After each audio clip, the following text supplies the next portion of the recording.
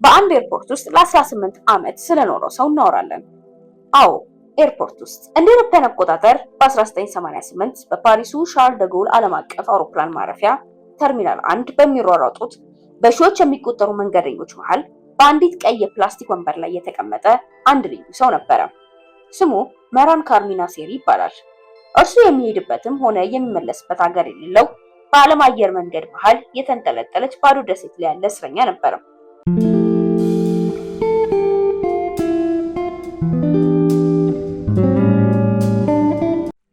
በዙሪያው ካርቶኖችንና የለንደን ጋዜጦች የሞሏቸው የፕላስቲክ ከረጢቶች ነበሩ። ለአየር ማረፊያው ሰራተኞች፣ ለድንበር ፖሊሶች እርሱ ሰር አልፍሬድ ነው። ከስፍራው ወደ ውጪ ቢወጣ የፈረንሳይ ፖሊስ ያስረዋል። አውሮፕላን ላይ ለመሳፈር ቢሞክር ደግሞ የትኛውም ሀገር አይቀበለውም። በህግ መዛግብትና በቢሮክራሲ የወረቀት ጦርነት መሃል የጠፋ የዘመናዊ ዓለም ትልቁ እንቆቅልሽ ነበር። ናሴሪ የተወለደው በኢራን ከተማ ማስጂድ ሱሌይማን ውስጥ ሲሆን አባቱ ኢራናዊ ዶክተር፣ እናቱ ደግሞ ስኮትላንዳዊት ነርስ ነበሩ። ይህ ድርብ ደም የምዕራባውያንን ባህልና የነጻነት ፍላጎት በውስጡ አሳደገ።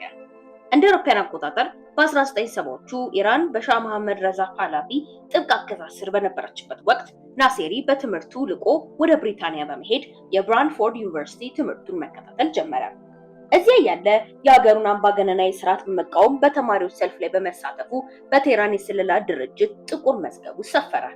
ወደ ኢራን ሲመለስ ወዲያውኑ በደህንነት መኮንኖች ተይዞ ወደ አስፈሪው ኢቪን እስር ቤት ተወረወረ። ከወራት ስቃይ በኋላ ፓስፖርቱን ተነጥቆና የዜግነት መብቱ ተገፎ ከሀገር ተባረረ። ከዓመታት እንግልት በኋላ ናሴሪ በቤልጅየም የተባበሩት መንግስታት ከፍተኛ የስደተኞች ኮሚሽን በኩል የይፋዊ ስደተኝነት እውቅና ሰነድ አገኘ። ይህ ሰነድ በአውሮፓ ውስጥ የመንቀሳቀስ መብት የሚሰጠው ብቸኛ ማረጋገጫው ነበር።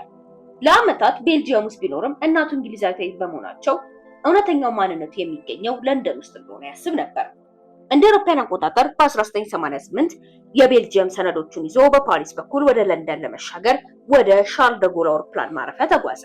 ነገር ግን ወደ አውሮፕላኑ ለመሳፈር ጥቂት ሰዓታት ሲቀሩት በፓሪስ ባቡር ጣቢያ ውስጥ በተፈጠረ ግርግር መሃል የቤልጅየም ሰነዶቹን፣ የልደት ምስክር ወረቀቱንና የስደተኝነት ማረጋገጫ የያዘውን ቦርሳው ተሰረቀበት። ናሴሪ ያለ ሰነድ ወደ ለንደን ሂትሮ አየር መንገድ የሚወስደውን አውሮፕላን ተሳፈረ። ነገር ግን ለንደን ሲደርስ የእንግሊዝ የኢሚግሬሽን መኮንኖች ሰነድ ስለሌለው ወደ ፈረንሳይ መለሱት። ፈረንሳይም ልታባረረው አልቻለችም፣ ምክንያቱም ወደ የት ሀገር እንደምትልከው አታውቅም። የስደተኛ መብት ስላለው ወደ ኢራን መላክ አይቻልም። ቤልጅየም ደግሞ ሰነድ የሌለው ሰው አልቀበልም አለች። ናሴሪ በህግ ወጥመድ ውስጥ ገባ። የፈረንሳይ ፍርድ ቤት በአየር ማረፊያ ውስጥ እንዲቆይ እንጂ ወደ ፈረንሳይ ከተማ እንዳይገባ እገዳ ጥሎ ወሰነ። መጀመሪያ ላይ ጥቂት ቀናት ብቻ የሚቆይ መስሎት የነበረ ቢሆንም ቀናት ወደ ዓመታት ተቀየሩ። ተርሚናል 1 የተሰራበት የ1970ዎቹ የህንፃ ጥበብ የኮንክሪት ግድግዳዎች፣ ደረጃዎችና ሰው ሰራሽ መብራቶች ሌሊትና ቀንን አንድ አይነት ያደርጓቸው ነበረ።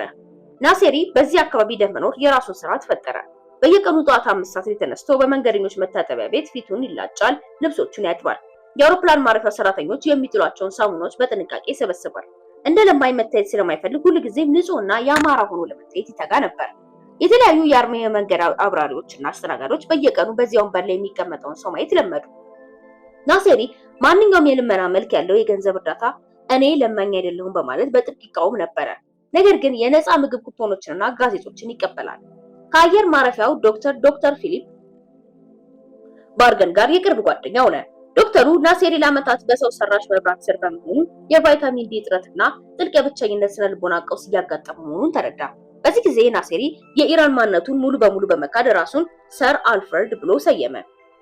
የዓለም የዜና ማህበራት ጋዜጠኞቻቸውን ወደ ተርሚናል 1 በመላክ ከናሴሪ ጋር ቃለ መጠይቅ ለማድረግ ይሻሙ ነበር። ናሴሪ ታዋቂ ሰው ቢሆንም አሁንም ከዚያች ወንበር መነሳት አልቻለም ነበር።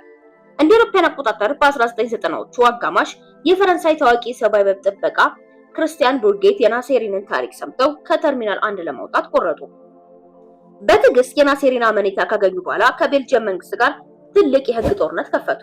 የቤልጅየም መንግስት ናሴሪ በአካል መጥቶ ሰነዶቹን ይውሰድ ሲል፣ ቡርጌት ደግሞ ሰነድ ሳይኖረው እንዴት ድንበር ያቋርጣል በማለት ይከራከሩ ነበር። በስተመጨረሻም በ1999 ከ11 ዓመታት ትግል በኋላ የቤልጅየም መንግስት አዲስ የጥገኝነት ሰነድ ለመስጠት፣ የፈረንሳይ መንግስትም የነዋሪነት ፈቃድ ለመስጠት ተስማሙ። ጠበቃው ቡርጌት በደስታ ወደ ተርሚናል 1 መጥተው ሰነዶቹን ለናሴሪ ያሳዩት። ናሴሪ ግን ሰነዶቹን ገልጦ ካነበበ በኋላ በጥንቃቄ መሬት ላይ ያስቀመጣቸውና እነዚህ ሰነዶች የኔ አይደሉም፣ እዚህ ላይ የተጻፈው ስም መህራን ካርሚ ናሴሪ ይላል። እኔ ግን ሰር አልፍሬድ ነኝ። የኢራን ዜግነት የለኝም። ሰነዶቹን አልቀበልም። ከዚህም አልወጣም አላቸው። የናሴሪ አይምሮ በአውሮፕላን ማረፊያ ግድግዳዎች ውስጥ ሙሉ በሙሉ መታሰሩ በዚህ ቅጽበት ታወቀ። ጠበቃው ክርስቲያን ቡርጌት በናሴሪ ምላሽ በከፍተኛ ሁኔታ ተደናገጡ። ናሴሪን ከአውሮፕላን ማረፊያው የህግ እስር ቤት ለማውጣት ዓለም ሁሉ ሲዋጋ፣ አውሮፕላን ማረፊያው ግን በናሴሪ አይምሮ ውስጥ የራሱን ዘላለማዊ እስር ቤት ገንብቶ ነበር። ከ11 ዓመታት በላይ በኮንክሪትና በሰው ሰራሽ አየር መኖሩ አእምሮን ቀይሮታል። ከተርሚናሉ ውጭ ያለው ዓለም ለእርሱ ነፃነት ሳይሆን ህግ የሌለው አስፈሪ ምድር ሲሆን፣ ተርሚናል 1 ግን እናቱ፣ አገሩና ምሽጉ ሆኖለት ነበረ። ናሴሪ ሰነዶቹን አልቀበልም ማለቱ በዓለም ጋዜጦች ላይ ሲወራ፣ ታዋቂው የፊልም ዳይሬክተር ስቲቨን ስፒልበርግ እና የድሪምወርክስ የፊልም ኩባንያ ታሪኩን በሆሊውድ መድረክ ላይ ለማቅረብ ወሰኑ። እንደ አውሮፓውያን አቆጣጠር በ2000ዎቹ መጀመሪያ የሆሊውድ የህግ ተወካዮች መጥተው የናሴሪን የህይወት ታሪክ የመቀየር መብት በሺዎች የሚቆጠር ዶላሮች በሚያስገኝ ውል ገዙት። ናሴሪ ውሉን ፈርሞ በአውሮፕላን ማረፊያ የባንክ አካውንት ቢከፈትለትም ይህ ሁሉ ገንዘብ በናሴሪ ኑሮ ላይ ያመጣው ምንም አይነት ለውጥ አልነበረም። እንደ አውሮፓውያን አቆጣጠር በ2004 ቶም ሃንክስ ዋናውን ገጸ ባህሪ ሆኖ የተወሰነበትን ለተርሚናል የተባለውን የነጻነትና የስደት ፊልም በዓለም ዙሪያ ተመርቆ ታላቅ ስኬትን አገኘ። በዚህ ምክንያት የሻርል ደጎል አውሮፕላን ማረፊያ ተርሚናል 1 የዓለም ቱሪስቶችና ጋዜጠኞች መዳረሻ ሆነ። ከተለያዩ የዓለም ሀገራት የሚመጡ መንገደኞች እውነተኛውን ቶም ሃንክን ለማየት ወደ ናሴሪ ወንበር ይተሙ ነበር። ናሴሪ በአንድ ሌሊት ታዋቂ ዝነኛ ቢሆንም የፊልሙን ፖስተር በካርቶን ላይ ለጥፎ አዎ ጥሩ ታሪክ ነው፣ ይሄ ግን የኔ ታሪክ አይደለም እያለ ጋዜጣውን ማንበቡን ይቀጥል ነበር። ናሴሪ በተርሚናል 1 መብራቶች ስር የተቀመጠበትን ዘመን 18 ዓመት ሊሞላው ተቃረበ። እንደ አውሮፓውያን አቆጣጠር በ2006 ያለ ተፈጥሯዊ የፀሐይ ብርሃንና ንጹህ አየር በአንድ ወንበር ላይ ተጣጥፎ መኖሩ በጤናው ላይ ከባድ ጉዳት አመጣ። በዚህ ዓመት ሐምሌ ወር ላይ ወንበሩ ላይ ራሱን ስቶ በመገኘቱ ከ18 ዓመት በኋላ ለመጀመሪያ ጊዜ በአምቡላንስ ወደ ሆስፒታል ተወሰደ። በፓሪስ ሆስፒታል ውስጥ ለወራት ታክሞ ጤንነቱ ከተመለሰ በኋላ የፈረንሳይ ቀይ መስቀል በፓሪስ ከተማ መጠለያ ቤት ውስጥ እንዲኖር አደረገው። በፊልሙ ያገኘውን ገንዘብ በባንክ ውስጥ ስላለ በፓሪስ ሆቴሎች የመኖር አቅም ቢኖረውም እርሱ ግን ቀለል ያለ ኑሮን መረጠ። ሆኖም የፓሪስን ሰማይና ህንጻዎች እንደ ቤት ሊያያቸው አልቻለም። እንደ አውሮፓውያን አቆጣጠር በ2022 ናሴሪ የ77 ዓመት ሰው አረጋዊ ሆነ። በፓሪስ መጠለያዎችና ሆቴሎች ውስጥ ለ16 ዓመታት ቢኖርም የአውሮፕላን ማረፊያ ናፍቆቱ ግን አልጠፋም ነበር። በ2022 መስከረም ወር ላይ የህይወቱ ማክተሚያ እንደቀረበ አውቆ ይሁን ወይም ደግሞ በባንክ ያለው ገንዘቡ አልቆ በዝምታ ሻንጣዎቹን ሰብስቦ ወደ ሻርል ደጎል አውሮፕላን ማረፊያ የሚወስደውን ባቡር ተሳፈረ። ወደ ተርሚናል 1 ሲመለስ የነበሩት የድሮ ሰራተኞችና ፖሊሶች በጣም ተደነቁ። ናሴሪ ወደ ድሮ የመኖሪያ ስፍራ አመራ። ተርሚናል 1 በዘመናዊ መልክ ታድሶ የነበረ ቢሆንም እንደገና በአንዲት ወንበር ላይ ተቀመጠ። ካርቶኖቹንና በዙሪያው አድርጎ ጋዜጦቹን መግለጽ ጀመረ። እንደ አውሮፓውያን አቆጣጠር ኖቬምበር 12 2022 ዓ.ም ናሴሪ በወንበሩ ላይ ተቀምጦ የለንደን ጋዜጣውን በደረቱ ላይ አቅፎ አይኖቹን ጨፍኖ ሳለ የአውሮፕላን ማረፊያው የሕክምና ቡድን አባላት ቀረቡ። ይሁን እንጂ የናሴሪ አካል ቀዝቅዞ የልብ ምቱ ሙሉ በሙሉ ቆሞ ነበር። ናሴሪ በህይወቱ ሙሉ ፓስፖርትንና ሰነድ ፈልጎ ለነበረው በመጨረሻ ግን የትኛውንም ሰነድ የማይጠይቀውና የመጨረሻውን የሞት በረራ ተሳፍሮ ሄደ። በኪሱ ውስጥ የተወሰነ ገንዘብና በቅርቡ የገዛቸው ጋዜጦች ብቻ ነው የተገኙት። ሞቱ በቢቢሲ፣ ሮይተርስ እና ሲኤንኤን በሰፊው ተዘገበ። ዛሬ ናሴሪ የተቀመጠባት ያቺ ቀይ ወንበር በዲጂታል ማስታወቂያ ሰሌዳዎች ተተክታለች። ነገር ግን በአውሮፕላን ማረፊያ ውስጥ ለረጅም ዘመናት የሰሩ የድሮ ሰራተኞች አሁንም ስለ ሰር አልፍሬድ ያወራሉ። በተለይም ሌሊት አውሮፕላን ማረፊያው በጥቂቱ ጸጥ በሚልበት ሰዓት በኮሪደሩ መሃል የጋዜጣ ወረቀቶችን የሚገለጥበት ድምጽ ይሰማል ይላሉ። የወረቀት ጦርነትን ያሸነፈው ነገር ግን የሰው ልጅ ነፍስ ከወረቀት በላይ መሆኗን ያረጋገጠው የሜህራን ካርሚ ናሴሪ ታሪክ በአውሮፕላን ማረፊያው ግድግዳዎች ውስጥ ለዘላለም ሕያው ሆኖ ይቀራል። እርሶስ ስለ ናሴሪ ምን የሚሉት ነገር አለ? አስተያየቶን በኮሜንት መስጫው ላይ ያስፍሩልን።